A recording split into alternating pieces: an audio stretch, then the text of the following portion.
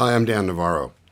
My relationship with folk goes back, like a lot of people my age, to the 60s when I enjoyed the music of the Kingston Trio, Tom Dooley, Charlie and the MTA, and Peter, Paul and Mary, Burl Ives, Pete Seeger, and Woody Guthrie songs, though I didn't know about Woody Guthrie. We sort of flipped to my senior year in high school when I grew up in Calexico, California, on the Mexican border.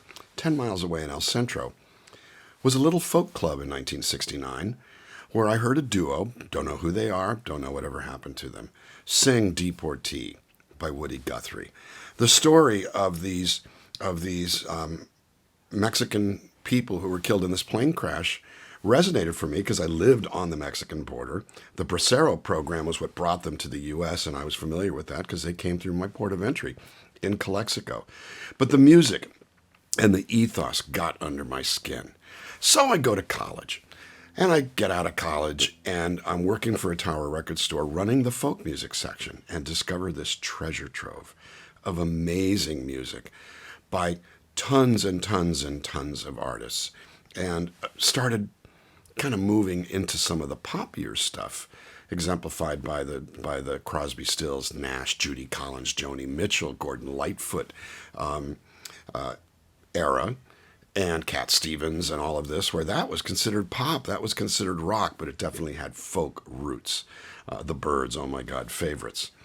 Well, what I love about folk is its ability to connect and tell people's stories.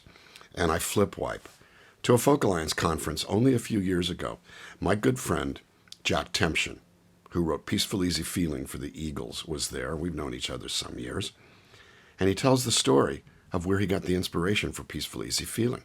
Turns out he was performing at that folk club in El Centro, California, and fell for one of the waitresses there. I love the way your sparkling earrings lay against your skin so brown. I want to sleep with you in the desert tonight with a million stars all around. And Calexico and El Centro are in the middle of the desert. To connect, that early watershed experience for me that inspired me to want to learn more and connected to a current friendship and a current community is why I heart folk.